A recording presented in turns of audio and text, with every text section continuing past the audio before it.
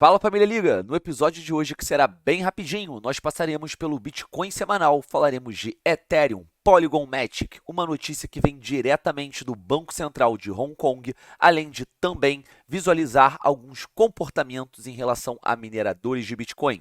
Tudo isso logo após a vinheta, eu te encontro já já. Bom, família, agora sim, sejam muito bem-vindos a mais um episódio da Liga Cripto com vocês, Mário. Muito prazer, caso você ainda não me conheça.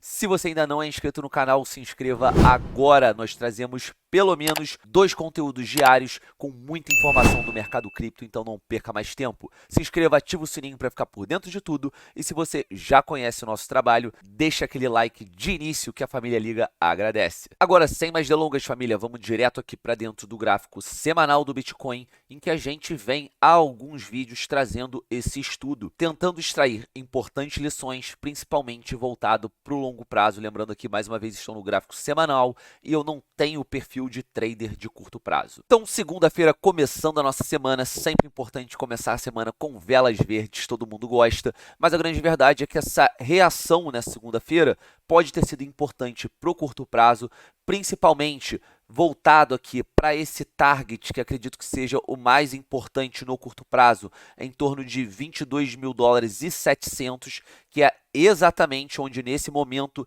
está essa média móvel azul, que é a nossa média móvel de 200 períodos aqui no gráfico semanal. Para você que está mais preocupado com curto prazo, em primeiro lugar, não pode perder as lives do Rodrigo, e hoje já aconteceu uma. No meio da semana a gente costuma ter uma que é fechada de tempos em tempos, exclusiva para membros, mas esse é o cara certo para você se atualizar de curto prazo. Eu, particularmente, gosto muito dos estudos de tendência e posso dizer hoje, há alguns anos no mercado, que eu me categorizo como um hodler ou holder, como você quiser chamar. Para fins de tendência, e por isso que eu tenho trazido mais aqui o gráfico semanal, aos poucos estamos nos recuperando, mas eu posso dizer que aos poucos o Bitcoin ele faz um movimento que rima, que parece muito com o movimento que a gente fez aqui no meio de 2021. Até por isso, nesse estudo, eu trago aqui uma cópia dos fractais dessa movimentação que a gente teve no gráfico e a gente pode perceber que é muito semelhante. Obviamente, a gente tem volumes diferentes nesse momento do mercado, mas ainda assim, esse movimento de lateralização com correção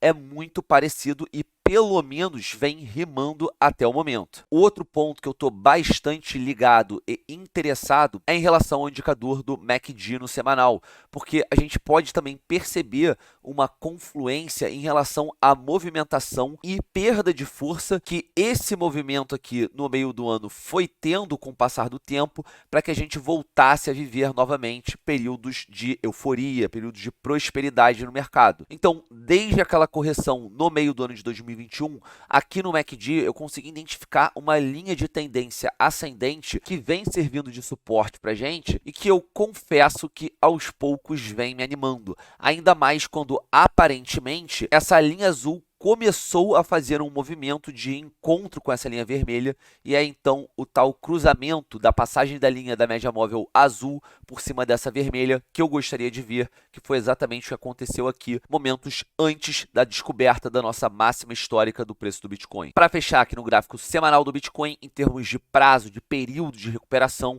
eu ainda permaneço muito atento em relação a esse possível momento aqui de final de agosto, início de setembro. Possivelmente, caso a gente continue respeitando essa linha de tendência no MACD e, obviamente, também consiga fazer essa passagem acima da média móvel de 200 períodos, aí eu começo a ficar cada vez mais confiante de que realmente 2022 ainda pode ser um ano muito bom, como eu havia dito há tempos atrás. Virando a página, ainda falando de Bitcoin, temos aqui o tweet de Kruger Macro, que diz: Bitcoin miners panic sold large quantities in June, another clear sign of capitulation. Então, o que ele traz aqui é referente a um comportamento que a Liga Cripto já vem mapeando. Eu já trouxe ali rapidamente em alguns vídeos meus, e o Igor, que é o nosso grande analista on-chain, também traz com muita informação esses dados. No caso, eu achei interessante a informação. Eu não sei se concordo 100% e, obviamente, você também não é obrigado a concordar nem com o Kruger Macro, nem comigo especificamente. É importante que você formule a sua própria opinião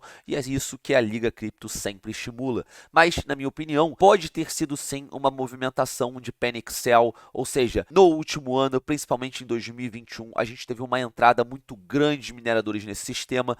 Talvez nem todos eles sejam Bitcoin maximalists, ou seja, sejam pessoas que realmente acreditem no Bitcoin para longo prazo, aquele comportamento ferrenho de hodler e realmente só vendam quando a oportunidade seja realmente muito boa, ou seja, numa movimentação contrária do que a maioria faz, ou seja, quando o FOMO começa, quando os camarõezinhos ficam muito animados para comprar, é quando você começa a observar um movimento de venda de mineradores. Porém, é verdade também que a gente viveu um momento bearish, digamos assim, que não era muito esperado por boa parte do mercado. E a gente sabe também que uma hora ou outra a conta chega. Obviamente, você também tem dentro dessa classe distinções de mineradores diferentes, ou seja, tem grandes mineradores, grandes corporações que têm um fôlego muito maior, enquanto possivelmente você pode também ter dentro dessa classe mineradores menores, com uma capacidade computacional menor e também uma capacidade de segurar seus bitcoins menor. Por isso o Naked Brad, que é um usuário aqui do Twitch,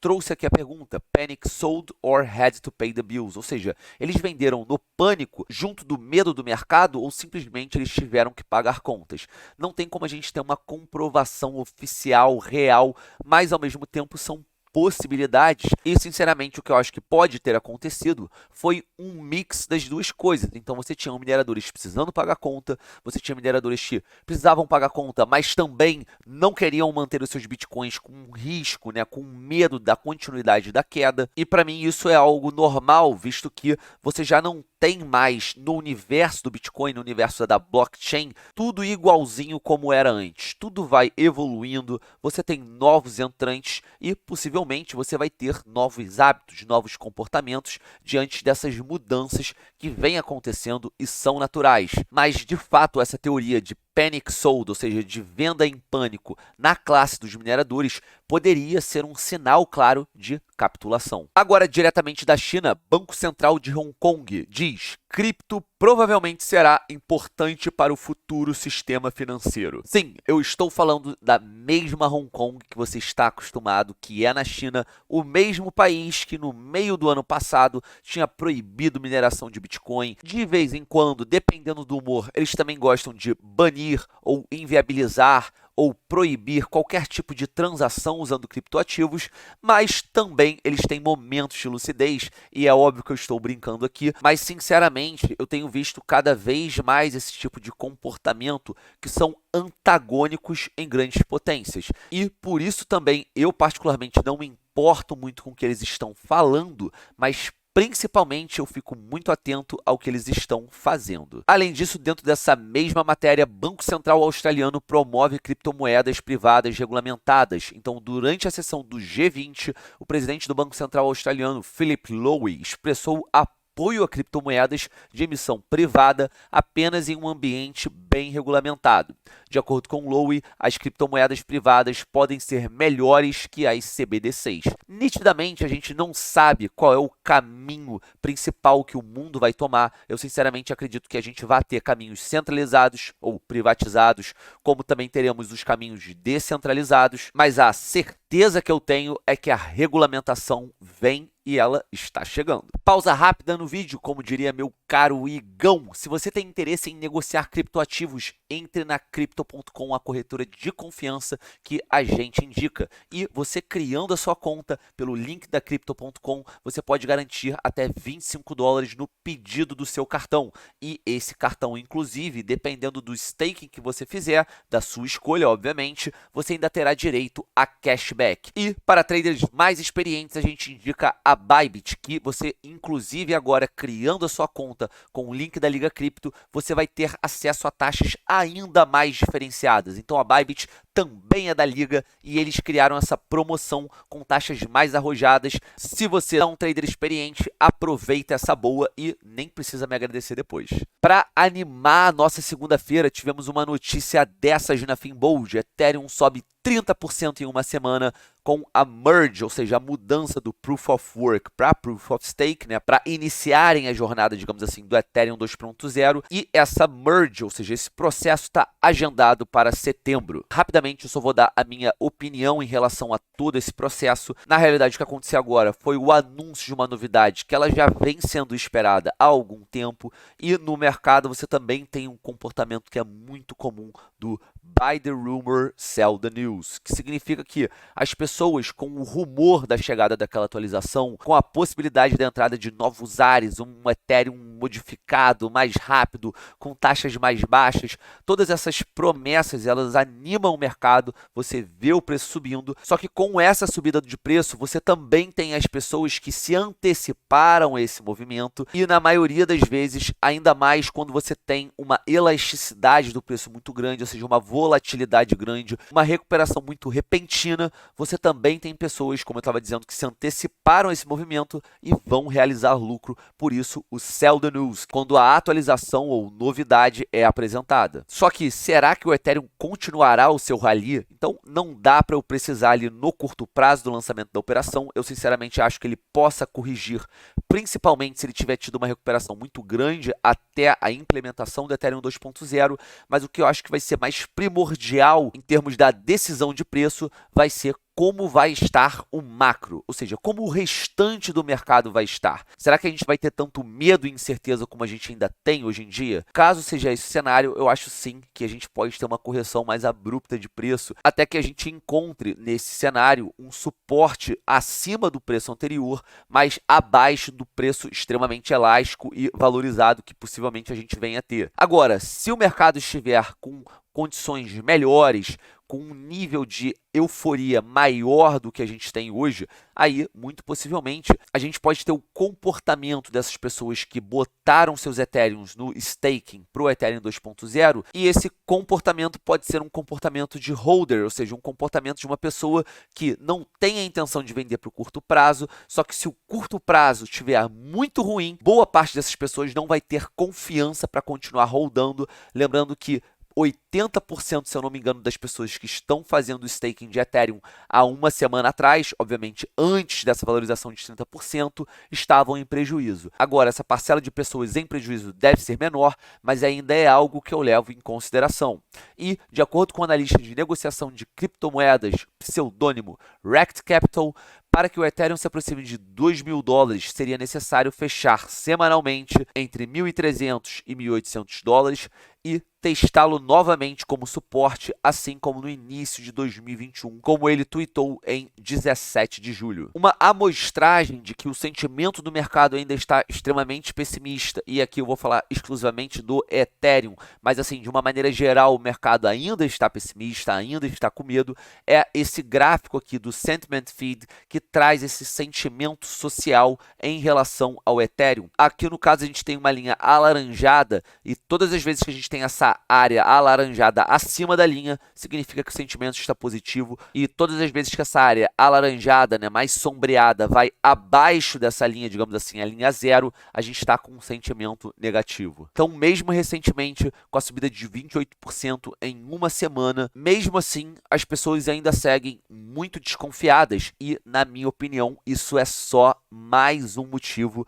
por ser uma excelente oportunidade, porque eventualmente essas pessoas não vão se aguentar mais. É óbvio, no momento em que a gente só tem notícia ruim, a gente ainda tem a continuidade da guerra, imaginar cenários mais prósperos à frente fica difícil, mas é por isso que 95% das pessoas não prospera no mercado, não ganha realmente uma riqueza diferenciada, não tem grandes valorizações de capital, porque ela sempre acha que vai corrigir mais, vai cair mais, e quando o mercado volta a valorizar dentro desse cenário extremamente pessimista, a maioria das pessoas demora muito tempo para se convencer de que o mercado melhorou, o mercado está prosperando. Normalmente, costumam entrar quando a gente já passa a ter um momento de reversão, de realização de lucros, mas a pessoa acha que agora sim é o momento certo. Então, por isso que eu gosto muito de psicologia nos mercados, sentimento nos mercados, e na maioria das vezes, sem conselho financeiro nenhum,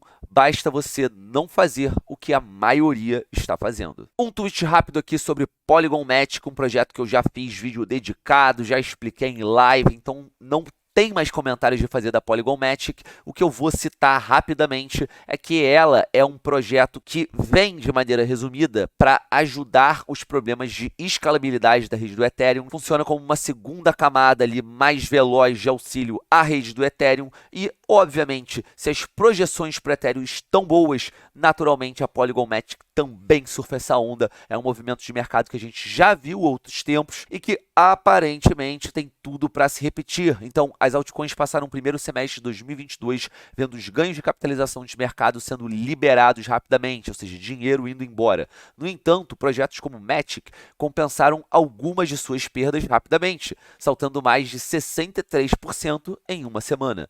A atividade de endereços também está aumentando, mostrando uma divergência intrigante. Só hoje, em 24 horas, a gente teve aí algo em torno de 20 a 23% de valorização da Polygon Matic nesse instante. E é por isso aqui que eu digo, estudem bons projetos, se posicionem em algo que você vê realmente a longo prazo, pelo menos pela continuidade desse ciclo ou até o próximo ciclo, porque é muito difícil, quando você olha isso aqui, essa movimentação gráfica, você imaginar que esse ativo vai se recuperar, porque está tendo guerra na Rússia e Ucrânia, a inflação, CPI, tudo aumenta, tudo é um caos, mas nenhum caos dura para sempre. Eu acredito que pouquíssimas pessoas estavam confiantes que alguns meses ou semanas depois a Polygon Matic realizasse um movimento de recuperação como esse. Mas é o que eu digo, no bear market é onde você tem chance realmente de montar grandes posições de bons projetos, porque na maioria das vezes eles estão a preço de pechincha, é óbvio que é tudo em dólar, eu entendo, eu estou falando de uma maneira geral. E esse é o caso de um bom projeto de altcoin que eu já comentei aqui,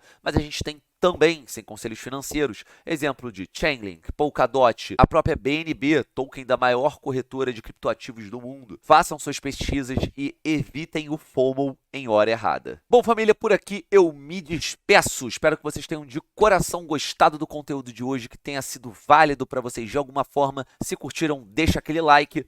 Grande beijo, grande abraço e até o próximo vídeo. Fui, família!